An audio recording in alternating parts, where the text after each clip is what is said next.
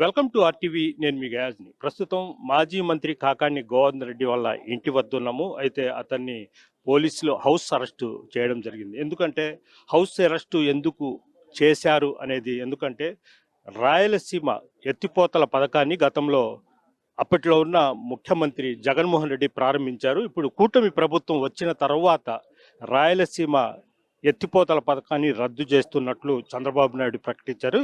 ఈ మేరకు వీళ్ళంతా వైఎస్ఆర్సీపీ నేతలు మొత్తం ఈరోజు సోమశిల జలాశయానికి వెళ్ళి పరిశీలించడానికి వెళుతున్నారు. దీంతో పోలీసులు మొత్తము వాళ్లకు నోటీసులు ఇచ్చారు. లా అండ్ ఆర్డర్ ప్రాబ్లం వస్తుంది, మీ సోమశిలకు వెళ్ళవద్దంటూ కూడా వైఎస్ఆర్సీపీ శ్రేణులకు మొత్తం నోటీస్ ఇవ్వడం జరిగింది. అయితే వీళ్ళు సోమశిలకు వెళ్తామని కూడా చెప్పడంతో పోలీసులు మొత్తం వైఎస్ఆర్సీపీ నేతల ఇళ్ల వద్ద నోటీసులతో బయట ఉన్నారు. ప్రస్తుతం మనం విజువల్స్ రూపంలో చూస్తున్నాము. కాకాని గోవర్ధన్ రెడ్డి ఇంటి వద్ద ప్రస్తుతము పోలీసులు మొత్తము ఇక్కడే చేరి ఉన్నారు. అయితే నోటీసులో పొందపరిచింది, సోమశిలకి వెళ్తే లా అండ్ ఆర్డర్ ప్రాబ్లం వస్తుంది, దానివల్ల మీరు వెళ్ళవద్దంటూ కూడా ఇవ్వడం జరిగింది. ఒకవేళ నిబంధనలు అతిక్రమిస్తే అరెస్టు చేయాల్సిన పరిస్థితి వస్తుందని కూడా నోటీసులో పొందపరచడం జరిగింది. ప్రస్తుతము ఇప్పటికే ఇటు బయట పోలీసు, లోపల వైఎస్ఆర్సీపీ కార్యకర్తలు మొత్తం రావడం జరిగింది. కాకాని గోవర్ధన్ రెడ్డి కూడా లోపలే ఉన్నారు. అదేవిధంగా ఎమ్మెల్సీ కూడా చంద్రశేఖర్ రెడ్డి కూడా బయట ఉన్నారు. కొంత అయితే ఇక్కడ వాతావరణము టెన్షన్ పరిస్థితి అయితే ఏర్పడి ఉంది. అయితే చంద్రబాబు నాయుడు రైతుల ద్రోహి అంటూ కూడా పెద్ద ఎత్తున నినాదాలు అయితే చేస్తున్నారు. అయితే వీళ్ళు సోమశిల జలాశయానికి ఖచ్చితంగా వెళ్తామని కూడా వైఎస్ఆర్ శ్రేణులు అయితే చెప్తున్నారు. అయితే పోలీసులు మాత్రం బయట వెళ్ళనీయకుండా చేస్తామంటూ కూడా ఉన్నారు. సోమశిల జలాశయం వద్దకు వెళుతున్న వైసీపీ శ్రేణులను పోలీసులు అడ్డుకోవడం జరిగింది. ప్రస్తుతం రోడ్డు మీద బైఠాయించారు. ప్రస్తుతం కాకాని గోవర్ధన్ రెడ్డి, అదేవిధంగా తదితర వైసీపీ నేతలు మొత్తం చెప్పండి, ఎందుకు అరెస్ట్ చేయాల్సి వచ్చింది? మేము శాంతియుతంగా రైతులతో కలిసి సోమశిల జలాశయాన్ని సందర్శించడానికి వెళతాము అని అంటే చంద్రబాబు నాయుడు రంగులు బయటపడతాయని, చంద్రబాబు నాయుడు ఏదైతే చీకటి ఒప్పందం కుదుర్చుకున్నాడో, చంద్రబాబు నాయుడు చీకటి ఒప్పందాన్ని గురించి రేవంత్ రెడ్డి చెప్పాడో అది బయటపడుతుంది. రాయలసీమ పథకానికి సంబంధించి, రాయలసీమ ఎత్తిపోతల పథకానికి చరమగీతం పాడినటువంటి చంద్రబాబు భాగవతం బయటపడుతుందని మేము సోమశిల దగ్గరికి వెళ్ళి సోమశిల గెతేంది, రైతుల పరిస్థితి రాబోయేటువంటి రోజుల్లో రైతులకు ఉరితాడు బిగించాడు చంద్రబాబు అని చెప్పడానికి వెళుతుంటే నేను, నాతో పాటు ఎంసీగా ఉన్నటువంటి చంద్రశేఖర్ రెడ్డి గారు, అదేవిధంగా సంజీవయ్య, విజయ్ కుమార్ రెడ్డి గారు, ప్రసన్న కుమార్ రెడ్డి గారు, ఇక్కడ ఉన్నటువంటి రాఘవేంద్ర రెడ్డి గారు, జిల్లా పరిషత్ చైర్మన్, ఎక్స్ చైర్మన్, అందరం కలిసి వెళ్ళాలనుకుంటే ఈరోజు మీరు వెళ్ళడానికి లేదని ఒక నియంత్రణతో పోగొడలతో మమ్మల్ని అందరినీ రోడ్డు మీదనే ఆపివేయడం జరిగింది. అంటే నోటీసులు ఏమి ఇచ్చున్నారు? పోలీస్ నోటీస్ ఇచ్చేటువంటి దానికి మాకు సంబంధమే లేదు. వాళ్ళు అంతకుముందు 151 సిఆర్పిసి ప్రకారం నోటీసులు ఇచ్చారు, అది మాకు వర్తించదు. కాబట్టి మేము అడిగాం, మాకు వర్తించినటువంటి నోటీసులు మాకు ఎందుకు ఇస్తారని. కాబట్టి ఆ నోటీసుల విషయంలో మాకు వర్తించవు, కాబట్టి మేము వాటిని పాటించాల్సినటువంటి అవసరం లేదు. రాయలసీమ ఎత్తిపోతల పథకం రద్దు చేయడం వల్ల నెల్లూరు జిల్లాకు నష్టం ఏంటి, రైతులకు అసలు క్లీన్ పిక్చర్?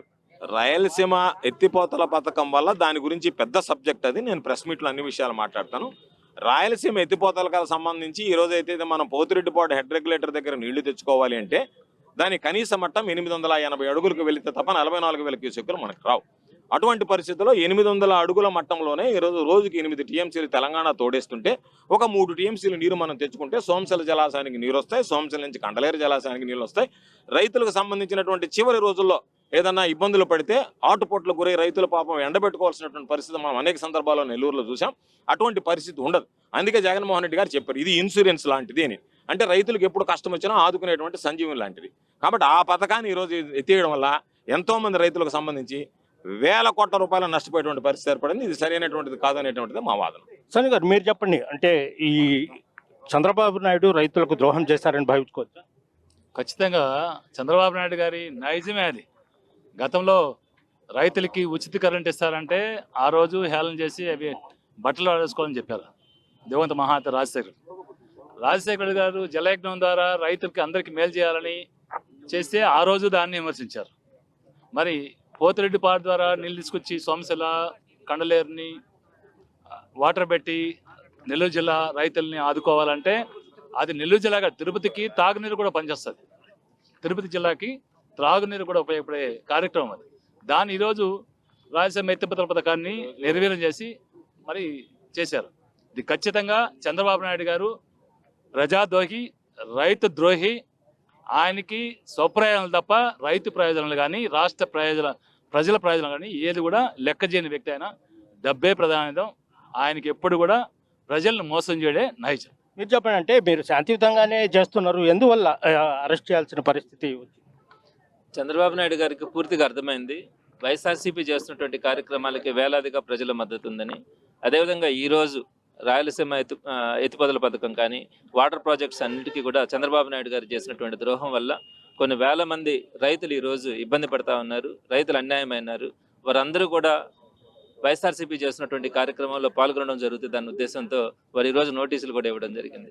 మీరు చేస్తున్న ఒక్కసారి చదవండి. ఈ వైఎస్ఆర్సీపీ చేస్తున్నటువంటి మీరు సోమశిల ప్రాజెక్టు దగ్గర కనుక వెళ్తే అక్కడ శాంతి భద్రతలకు విఘాతం ఏర్పడుతుందని చెప్పి ఇవ్వడం జరిగింది. అంటే రైతులంతా కూడా వేలాదిగా వచ్చి నిరసన కార్యక్రమంలో పాల్గొంటారని. కానీ ఇక్కడ నిరసన చేయాలన్నది కూడా వైఎస్ఆర్సీపీ ఆలోచన కాదు, రైతులకు జరుగుతున్నటువంటి అన్యాయాన్ని ప్రశ్నించడం మాత్రమే. తప్పకుండా ఈ కార్యక్రమాన్ని ఒకవేళ ఈ రోజు బలవంతంగా ఆపినా కూడా భవిష్యత్తులోనైనా కూడా ఈ వైఎస్ఆర్సీపీ ప్రజల పక్షాన పోరాటం కానీ రైతుల పక్షాన పోరాటం కానీ తప్పకుండా జరుగుతుందని తెలియజేస్తాం. Okay, thank you.